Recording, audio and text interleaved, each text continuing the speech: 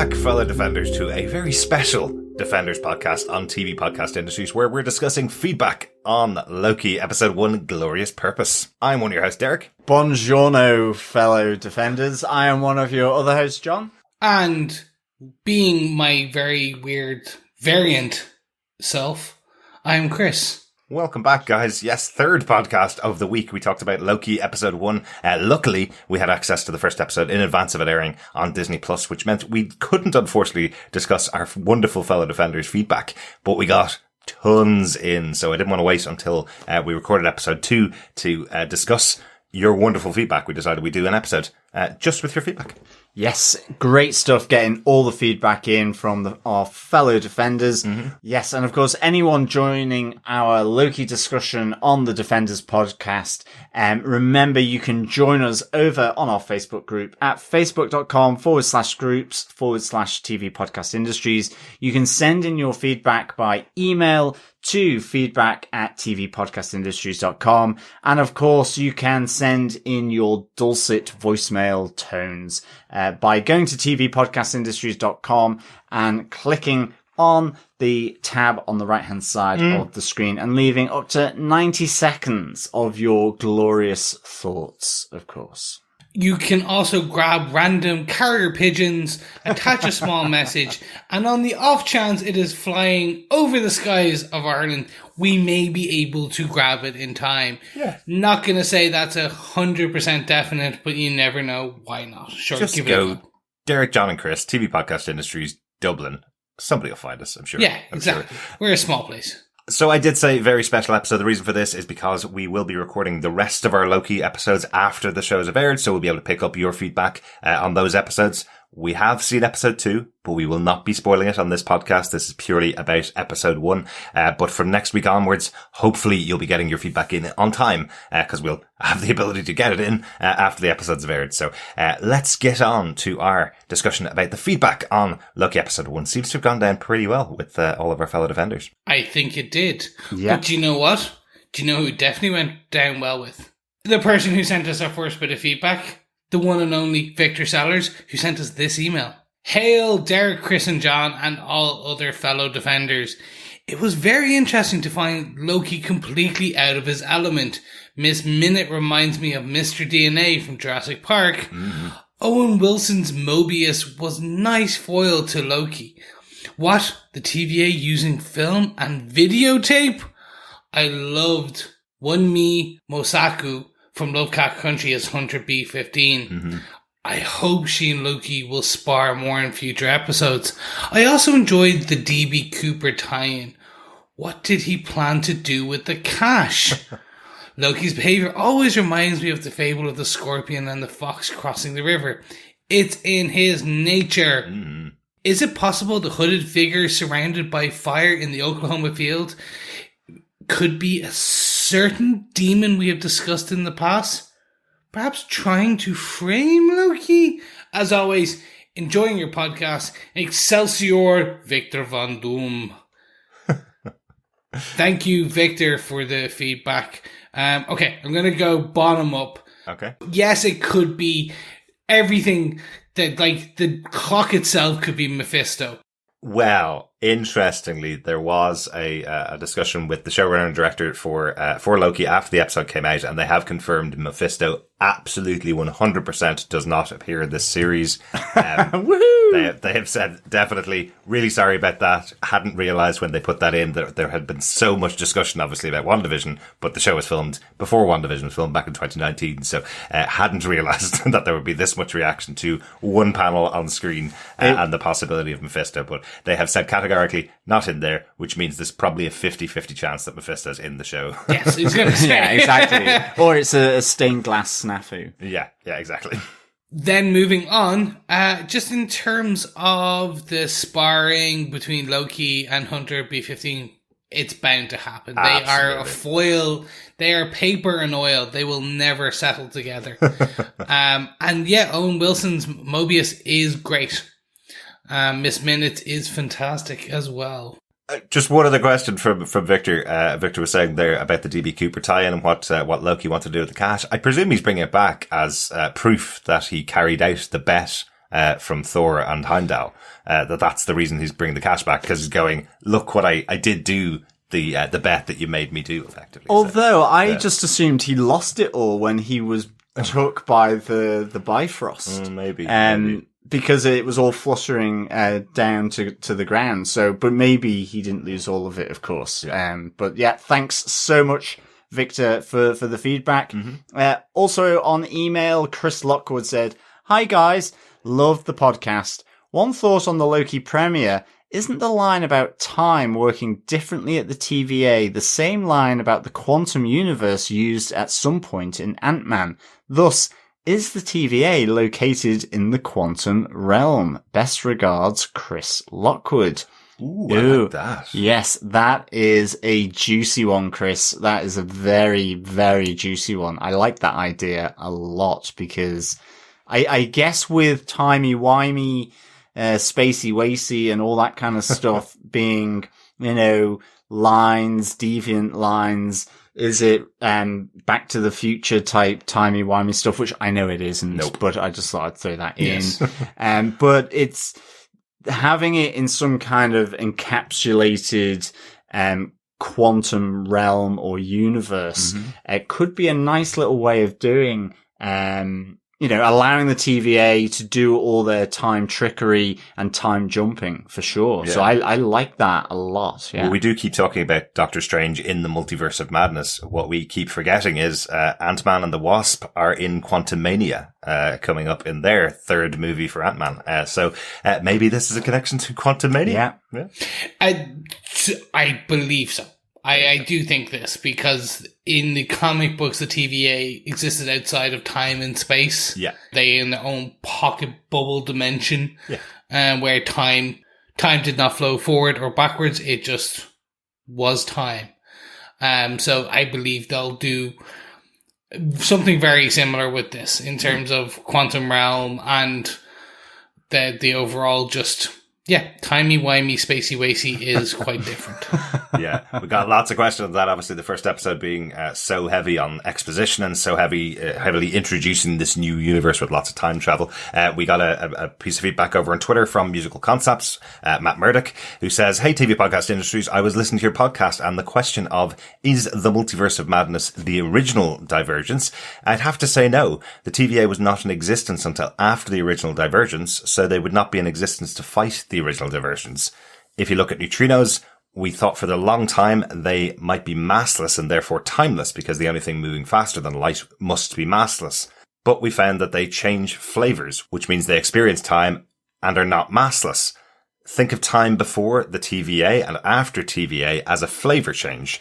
Therefore, while time does work differently at the TVA, they do still experience time just like the neutrinos, and thus they cannot experience or prevent the original Divergence."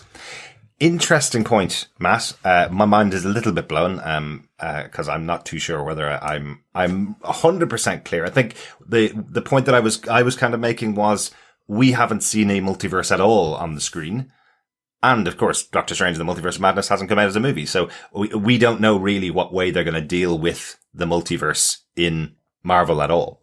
So I was just wondering whether maybe Doctor Strange is transported to this event, this multiverse that they're talking about, that the TVA is talking about. Potentially he is transported there rather than it happening in the future, rather than this being the second multiverse or multiple diversions from the main timeline. Maybe it is just the one they're talking about here, and Doctor Strange gets to experience it in his movie coming up. Maybe that's it. But I really don't know. We're way too early at Loki, and haven't seen Doctor Strange in the Multiverse of Madness yet, so I don't know how it's going to be handled. Yeah, I mean, I think it's actually really interesting sort of line of thought. And I had always just, in my mind, when they were going through the exposition around the TVA and so on, it just felt that the TVA was set up because of it, and it was the timekeepers that would have corrected that and that divergence, and all the chaotic variants that had been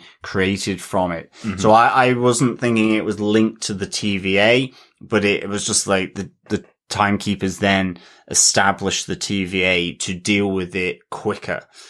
So that's how I thought it was.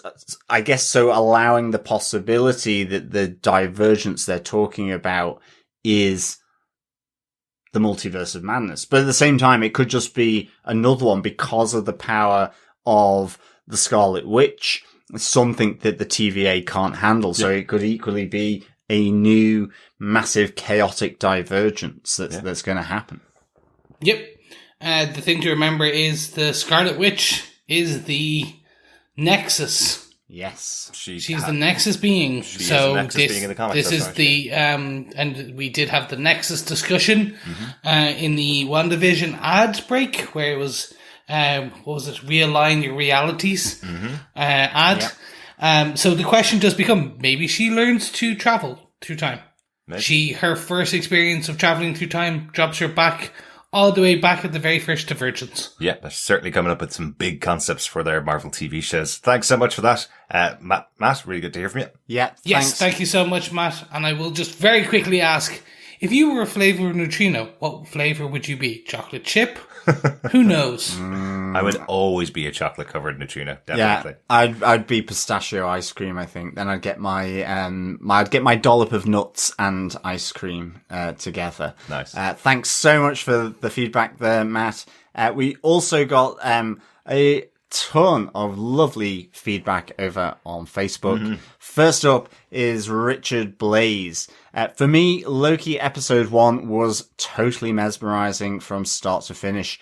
The look, the dialogue, the links to the films were all just perfect. I, for one, cannot wait until next week. In fact, I'm not. I'm off to watch episode 1 again right now. Excellent. Yeah, great stuff, Richard. Yeah, I mean, it, you know, as we mentioned, it was exposition heavy, but I guess just introducing so many new stuff, it doesn't matter because it's the story in and of itself, you know, around the TVA, and just seeing Loki being Loki, is just great, you know. So, for me, this was really, you know, intrigue and everything with the caped hooded, figure as well at the end. So, great stuff. Thanks, Richard.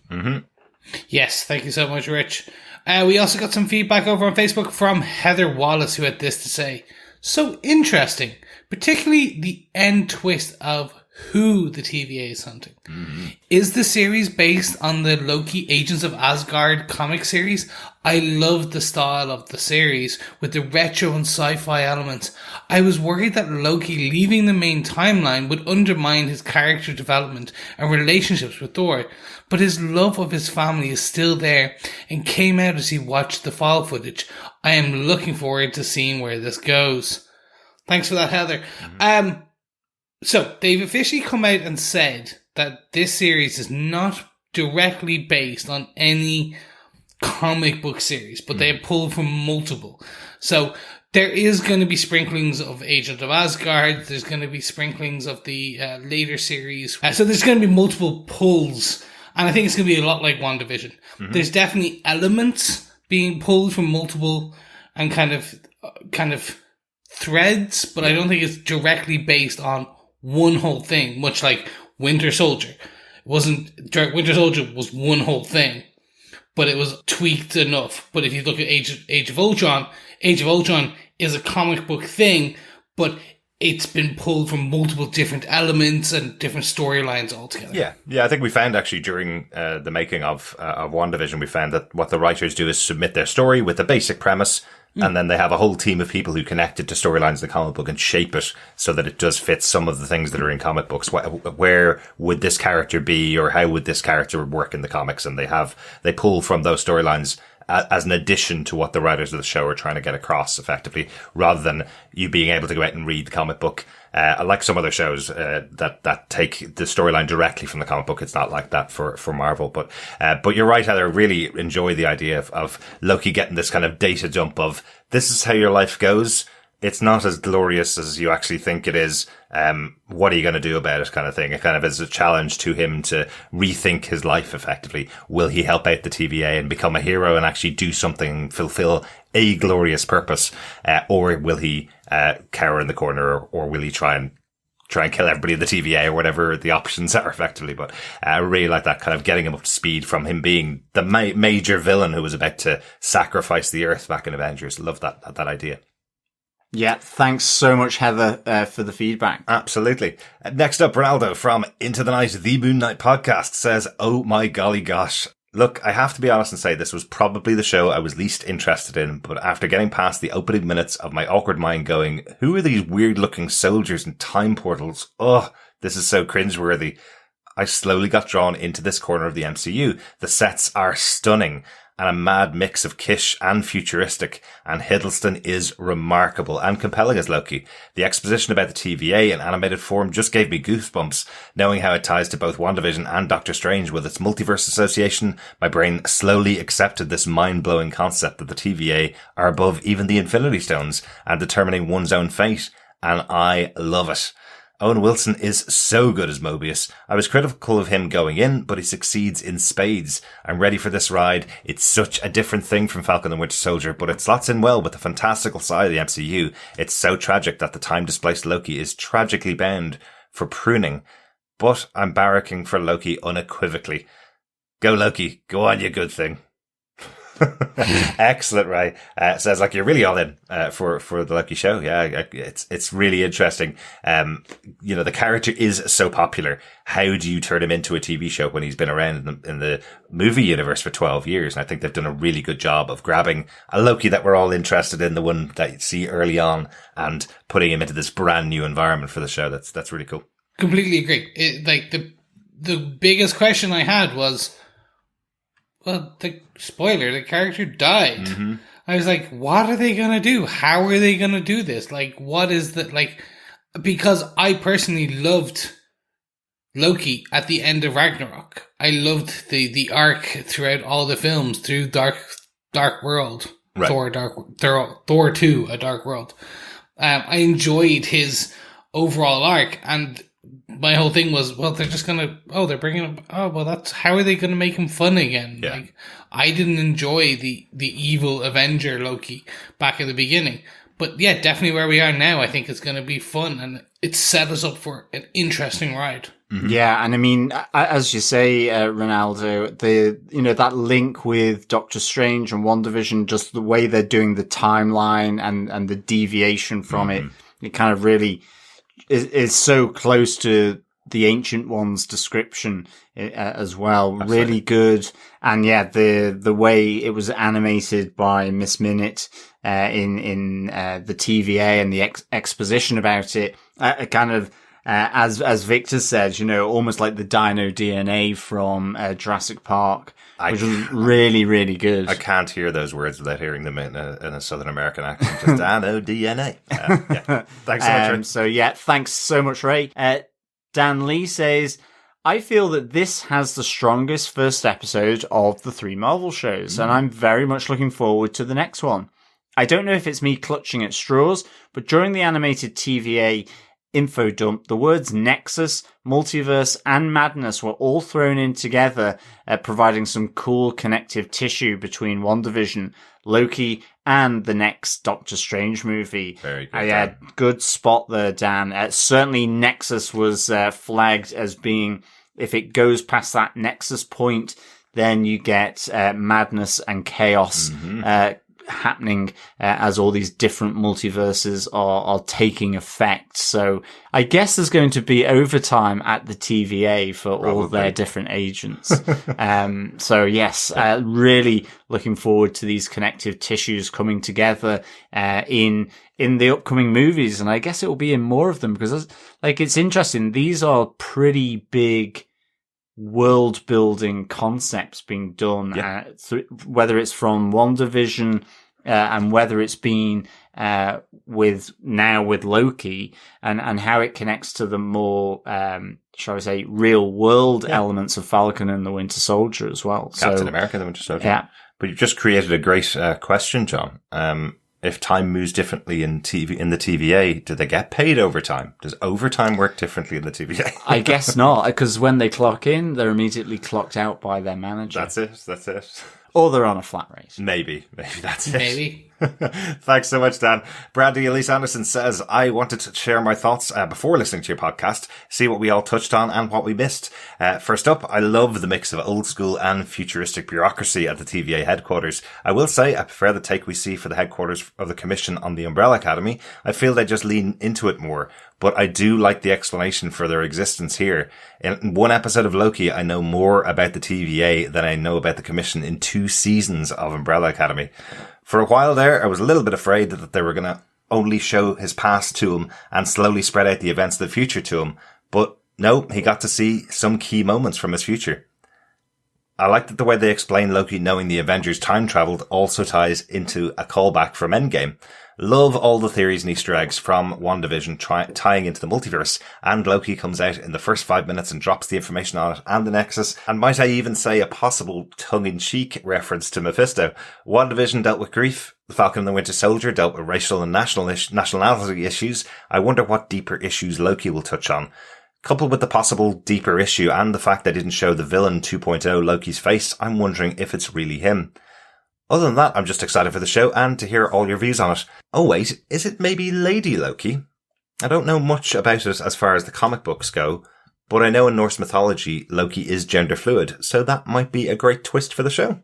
Interesting points there, Brandy. Yeah. Very possible. There's definitely a female version of Loki in the comics. Very possible that the version of Loki that we see doesn't specifically look like Tom Hiddleston. We're just not going to know until we see those future episodes. Yeah. In terms of the greater, deeper issue, you're right. WandaVision was grief. Falcon Winter Soldier was responsibility, racial and nationality issues. This one, I think, is going to be destiny and the kind of what your nature versus nurture, what you are determined to do and what you expected to do, and how that kind of, because Loki's it's expected of him to be the bad guy, the villain, in his mind, and like he is filled with a greater purpose. And in actual fact, he isn't. His greater purpose is to die. So it's that kind of, okay, well, what is his new greater purpose? What is his destiny? Yeah. I do also wonder if they'll touch on the mental health of the character of Loki. Remember, he was completely forced into this attack on Earth. And what he says in this episode is effectively that the violence that he visited upon humans was to make them scared in preparation for Thanos' arrival, effectively. So he's saying that I did the things I needed to do to make them scared, but he wasn't doing it out of fun. He was showing it, kind of rewriting what we saw on screen. He was saying, I did it and did it looking like I was having fun because that scares them more, and that was my intent, effectively. So will we see that kind of change to his mental health? Will we see him looking at all the things he'd done and changing his whole personality, I suppose, in a way? Yeah, I mean, I'm kind of with Chris, I guess. I think it's about destiny and fate, and that being undermined, because, I mean, that's the great thing about this episode is when he sees his future that hasn't happened yet. I mean, it is just perfect. And, you know, speaking to what Victor said about, you know, the scorpion and the fox fable, just, you know, when he is flung using the Tesseract to Mongolia, he gets up and he's got his pre-prepared speech. So it's him dealing with the, I guess the disappointment, but also maybe finding a new path for his destiny, and working things out. I mean, this is really different for Loki from the movies in terms of where he's at. So yeah, I think it's going to be really, really interesting to see Loki's journey here, or indeed the multiple Lokis, given that Mobius is chasing another variant of Loki. Yeah. So that will be really good to see. And also to your point, and I think Ronaldo mentioned it as well, that the old and futuristic elements I just absolutely love here. It's just straight out of my sci-fi kind of book, really. Yeah. Just realized Owen Wilson's character, Mobius, says to Loki, the reason why he doesn't know the TVA is because he always sticks to the path. He doesn't make any choices, effectively. All the choices that he's made are exactly what's planned for him, But we know there's at least one more Loki out there now. So that was a lie from Mobius. Loki has probably multiple times stepped off the sacred timeline, and they've cut him out of the world and left a Loki there that sticks to the sacred timeline. Just realized when you were talking that might be something they'll explore. Maybe we'll have 1,000 Lokis in a future episode, all who've been cut out of the original timeline. You never know. Thank you so much, Brandy. Next up, we have some feedback from Donald Dennis, who said, "My big question is about the one sacred timeline stuff. Is it sacred because it's a specific timeline or because it's the one timeline? Because if the issue is keeping timelines down to a manageable number so everything doesn't collapse, but they don't care about the outcome, that's one institution. But if it is, this is the one true timeline we have to maintain, this is a completely different kind of institution entirely. I expect that the murder Loki is the future self of the Loki we have as a perspective character." Maybe. That's definitely one way. Donna went on to say, "I wouldn't be surprised if the devil in the stained glass and the nightmare department were just trolling the over-speculators about WandaVision. But if not, the devil has horns, and at least one Loki outfit has horns too." Mm-hmm. Absolutely. Yeah, Thank you so much, Donald. Yeah, thanks, Donald. I certainly class myself as an over-speculator when it comes to WandaVision. Yeah, but the show was made in 2019. It exactly. was all closed off. A really interesting one this week where they were talking about that as well, where the showrunner, the head writer for the show had written everything in the show, and then everything fell apart with Scott Derrickson, and the writers for Doctor Strange. He was called upon to jump over there and write Doctor Strange, so he never got to the set of Loki. It was all filmed without him on set, which normally you'd have the head writer down there. Thought that was quite interesting. On to your question, Donald, regarding the one sacred timeline. It seems in the show the TVA are set up to protect one timeline, and the bit we were talking about on the first episode podcast was we don't really know with one person controlling a timeline.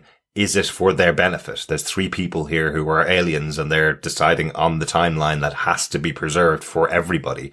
And that I think is probably going to be the villainous side of the TVA. Personally, that's my idea from what we saw in episode 1. I'm not too sure whether you guys subscribe to that.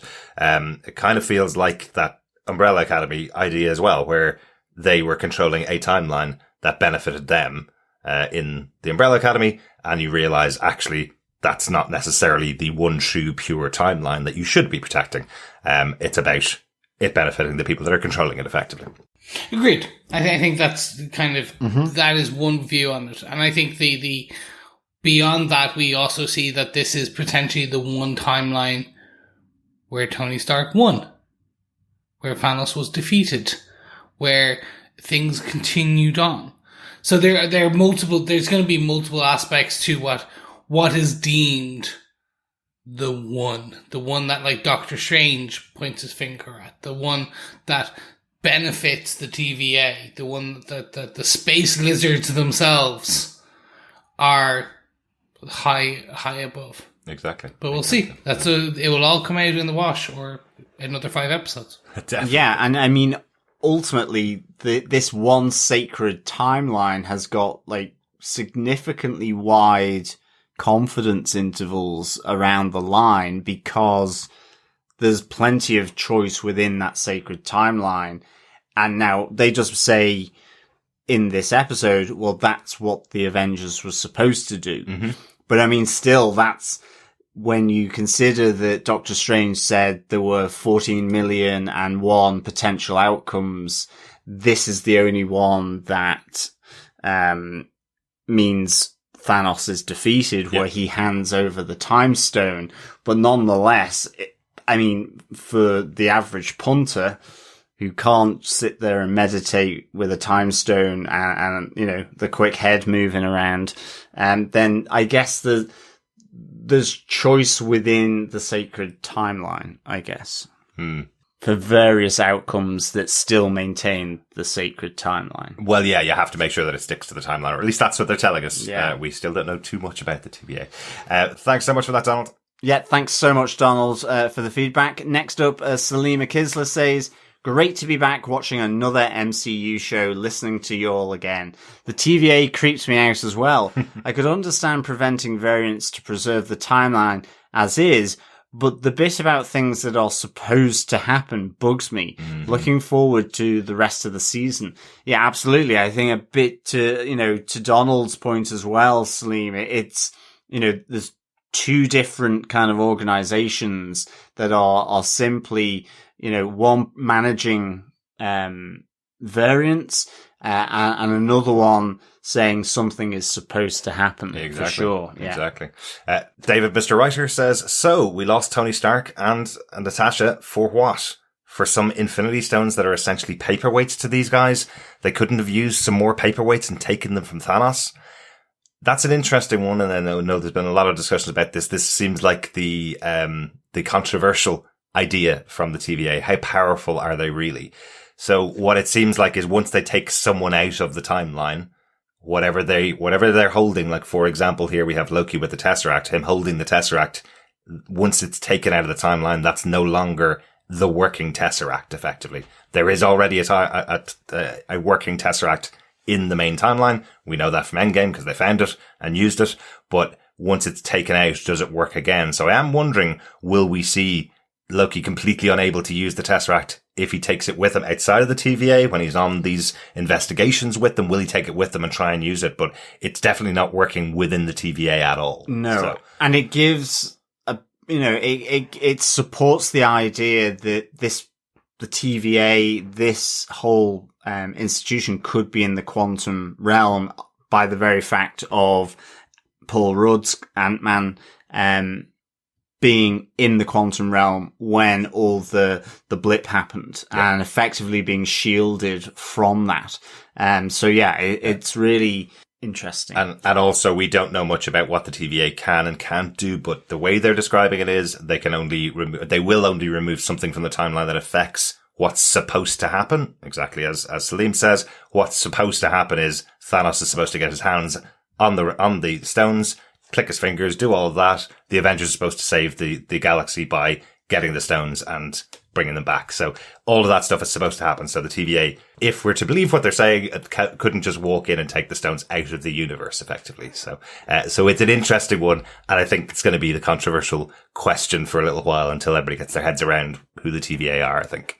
So the one thing just very quickly to note is the Infinity Stones themselves. This has kind of been from the comic books. The Infinity Stones themselves only work in the universe that they were created in because they are fundamentally parts of from the creation of the universe. They are the fundamental breaking point of that multiverse, that universe. So taking the Infinity Gauntlet full of all the stones from one universe to a different multiverse, that won't work there because it's not the powers from that universe. Yeah.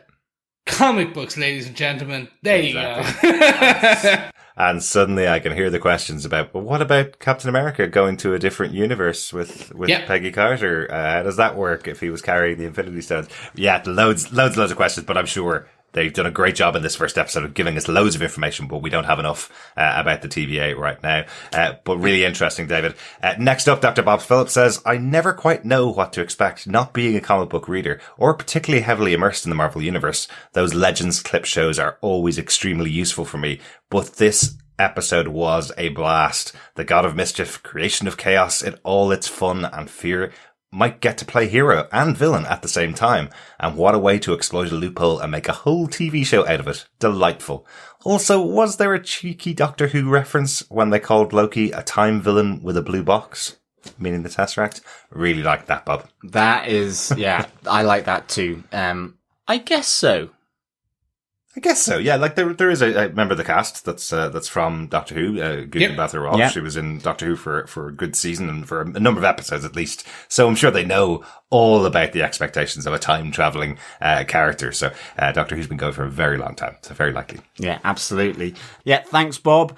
Michael Booth says, Ooh, this was great. The TVA is full of atmosphere with the future retro vibe of the place. Is it just a coincidence that the logo upside down reads Val? Or am I just reading into things too much after Falcon and the Winter Soldier? I love it, Michael. That's hilarious. I can see you upside down on your couch, trying to see is Val in here somewhere? Where is she? Love it.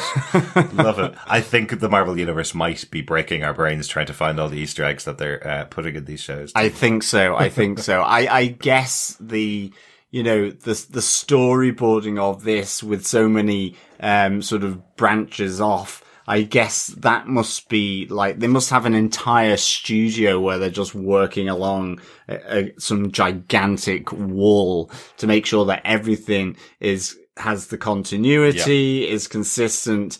I guess that must be a work of art wherever that is housed. Maybe Feige has a massive underground warehouse, a bit like Indiana Jones, where he's just got, and he has the only key, so only he has the power. He is kind of like a timekeeper, but maybe a Marvel keeper, I guess. Do you know what it looked like? It looked like the World Tree from Thor. Remember that one that they showed all the universes connected and all the timelines connected? It'll just go back to Thor.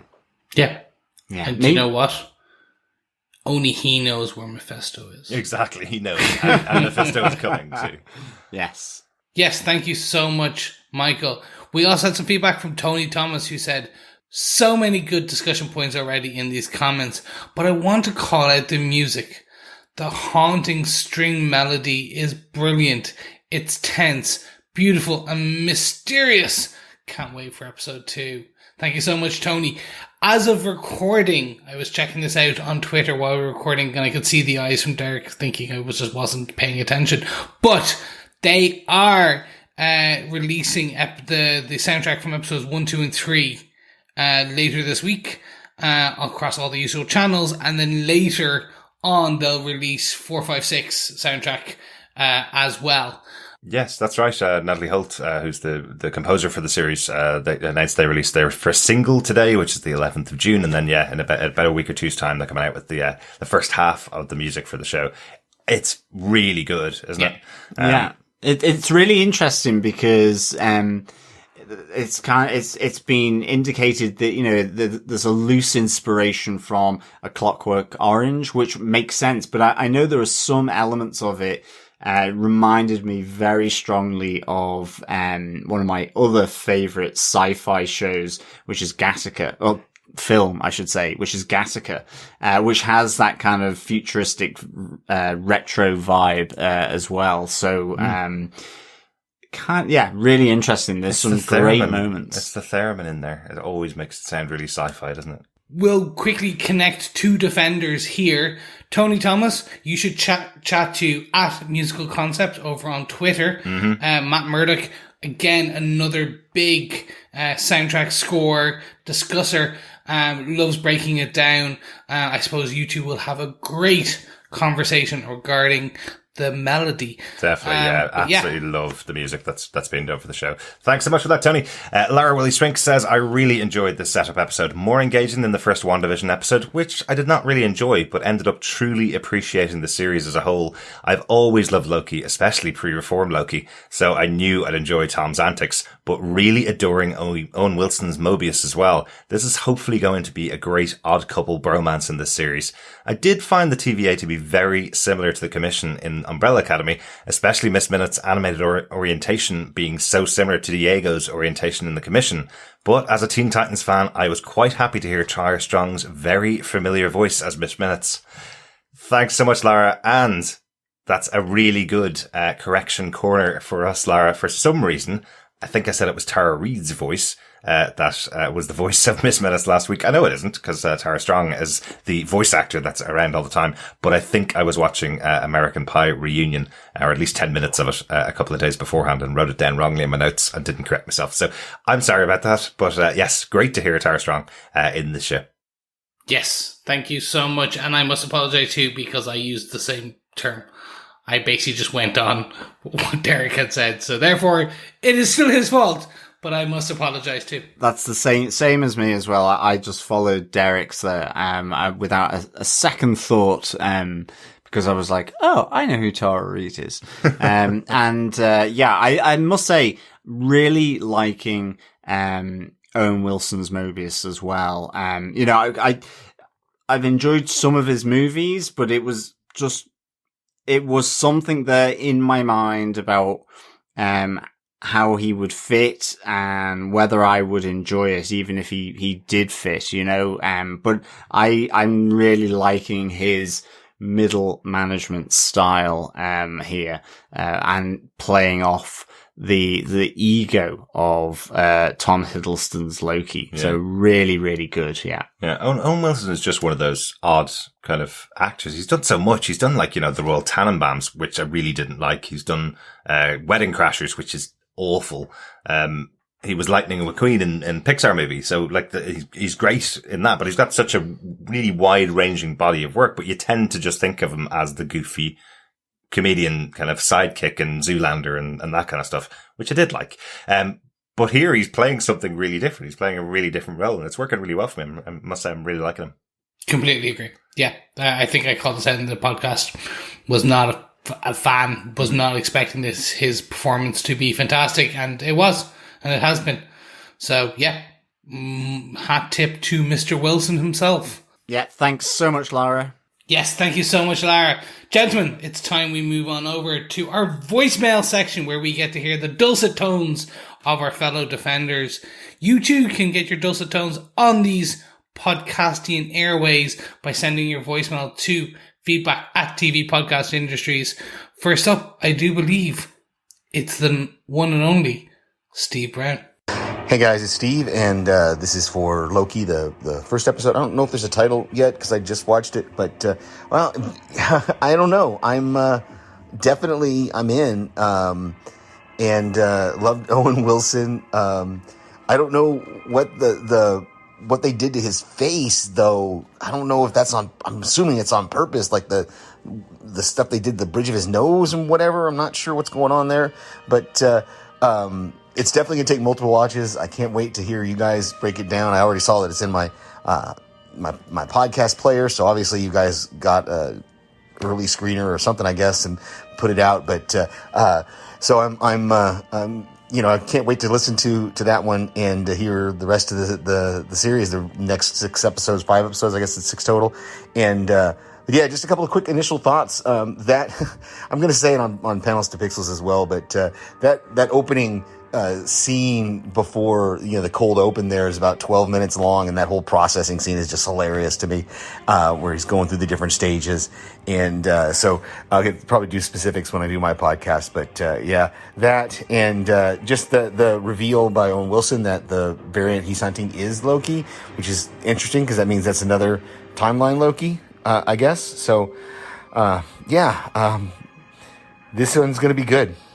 Thank you very much, Mr. Brown, and thank you for Disney. Yes, we did get it a couple of days early, so we were able to record and have it out and ready for you, our fellow defenders. We also got to see episode 2, but in order to get all those MCU goody details, we need to watch it one more time, so we'll only actually be recording late on Wednesday night for episode 2, so you know what? It means it will be out a bit later in the week going forward. Yes, and of course, Steve, that nose is the real McCoy.